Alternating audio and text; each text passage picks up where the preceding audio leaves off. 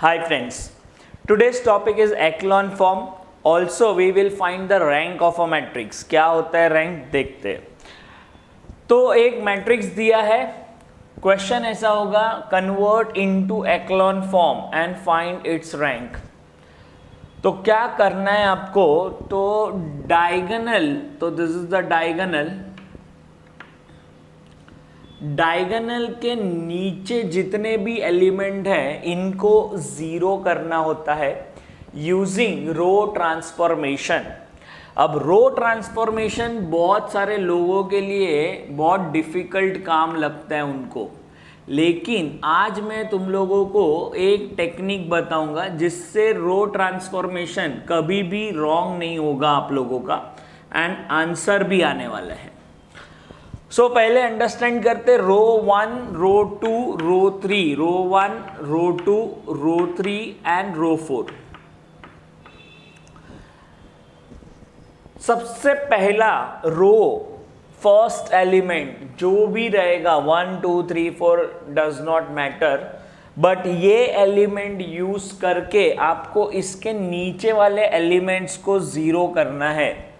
तो ये तो जीरो ही है, ये 3 को जीरो करना है, 1 को जीरो करना है. ये पहला स्टेप होगा. यूजिंग R1 ओनली, आप बाकी कोई एलिमेंट यूज नहीं कर सकते हो. तो अब ये ऑपरेशंस लिखते कैसे हैं, तो रो 2 पे तो कुछ नहीं करना है, रो 3 पे चेंजेस करने हैं. तो हम लिखेंगे रो 3, इसमें कुछ चेंजेस हो गए. सो रो 3 माइनस समथिंग R1.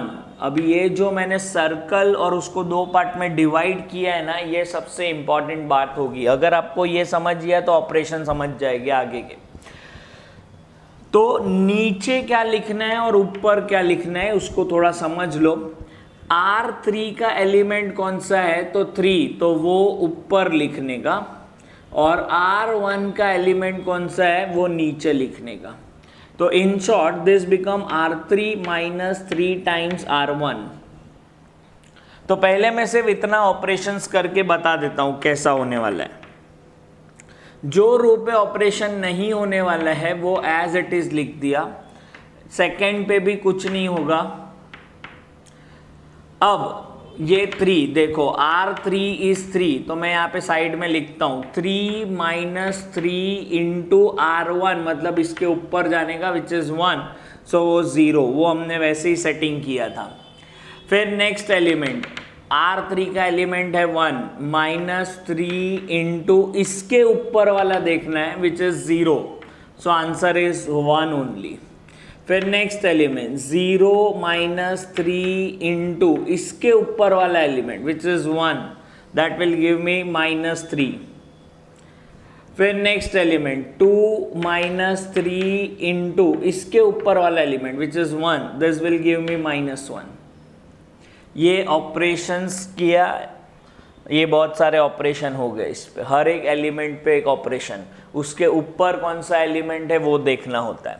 तो ये R3 पे ऑपरेशन हुआ. अब R4 पे ऑपरेशन करना है. R4 माइनस सर्कल और यहाँ पे R1.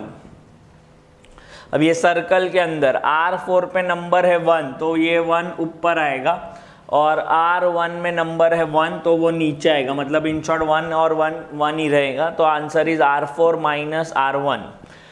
अब R4 माइनस R1 का ऑपरेशन कैसा, तो R4 पहला एलिमेंट है 1 माइनस R1, मतलब ऊपर भी 1, तो आंसर आया 0.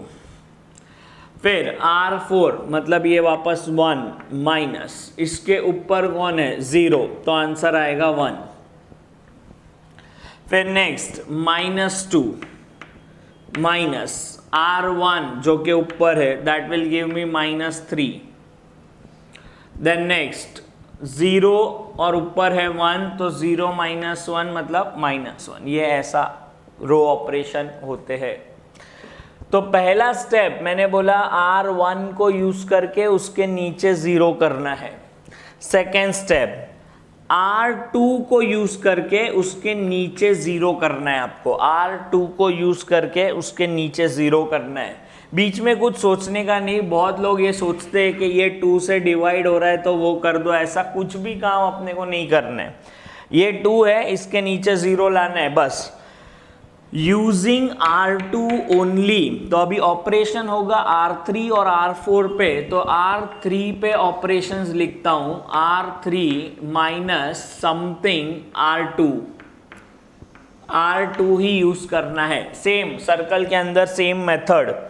तो R3 का नंबर है 1 और R2 का नंबर है 2, तो यहाँ पे आया 1 डिवाइड बाय 2। तो पहले ये ऑपरेशंस के बारे में सीख लेते हैं कैसे करना है। सो ए, जो रो चेंज नहीं होने वाला है दैट इज फर्स्ट और सेकंड, उसको एज इट इज लिख दिया।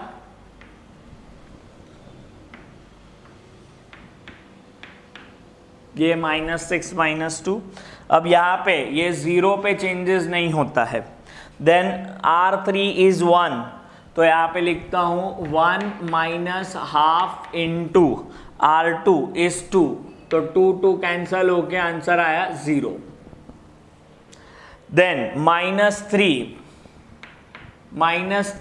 माइनस हाफ इंटू इसके ऊपर वाला नंबर विच इज -6, तो ये हो गया कैंसल, माइनस माइनस प्लस, मतलब ये भी हो गया 0। देन नेक्स्ट -1 -1/2 इंटू ऊपर वाला एलिमेंट है -2, ये कैंसल हुआ, माइनस प्लस 1 विच इज 0, तो ये थर्ड पे ऑपरेशन हो गया, तो ये रो 0 हो गया पूरा। फोर्थ पे अभी ऑपरेशन करना है। 4 माइनस समथिंग R2, और ये समथिंग के अंदर क्या लिखना है आपको, तो R4 का नंबर डिवाइड बाय R2 का नंबर विच इज 1/2। अब मैं इसके ऑपरेशन को ज़्यादा ध्यान नहीं दूंगा क्योंकि ये 1 -3 1 था, दैट बिकम 0 0 0, तो ये भी 1 -3 1 है, तो ये भी 0 0 0 हो जाएगा। तो हम डायरेक्टली इसको लिख सकते हैं और यू कैन चेक ऑल्सो, ये ऑपरेशन हो गया। अब डायगोनल का नेक्स्ट एलिमेंट और इनफैक्ट इसके नीचे सब लोग 0 बन गए हैं, तो आगे ऑपरेशन नहीं करना है। मैंने आपको बोला था डायगोनल के नीचे सबको 0 लाना है, जो कि हो गए डायगोनल के नीचे 0, तो यहाँ पे अपना एक्लॉन फॉर्म रुक जाता है। अब एक्लॉन फॉर्म में लाने के बाद जब भी कोई एक्लॉन फॉर्म बोलता है तो डायगोनल के नीचे को 0 लाना है, और ये प्रोसेस होता है रो ऑपरेशन करके। अब रैंक के बारे में बात करते हैं। तो rank is number of non zero रोज। कितने नॉन जीरो रो है? नॉन जीरो मतलब अगर ये रो है, इसके अंदर एक भी एलिमेंट नॉन जीरो है तो ये नॉन जीरो रो है, तो ये नॉन जीरो है, ये भी नॉन जीरो है, लेकिन ये दोनों जीरो रो है। जीरो रो का मतलब हर एक एलिमेंट जीरो, उसको जीरो रो अपने को ढूंढना है नॉन जीरो। नॉन जीरो रो 2 है, तो इसका रैंक हो गया 2। अब ये रैंक सिग्निफाइज क्या करता है? इसका मतलब 2x2 मैट्रिक्स, अरे 2x2 माइनर अगर मैं लूँगा, माइनर 2x2, ये माइनर है, ये भी माइनर है, ये माइनर है, 2x2 माइनर जब भी लूँगा मैं तो आंसर नॉन जीरो आएगा। उससे बड़ा वाला माइनर लेने जाऊँगा तो आंसर सब जीरो आएगा।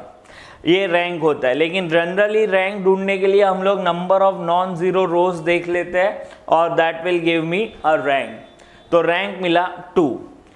ये एक्लॉन फॉर्म में ये स्टार्ट हुआ था 1 से, तो ये इजी काम हो गया। लेकिन अगर नंबर कुछ अलग होता तो भी मेरा प्रोसीजर चेंज नहीं होगा।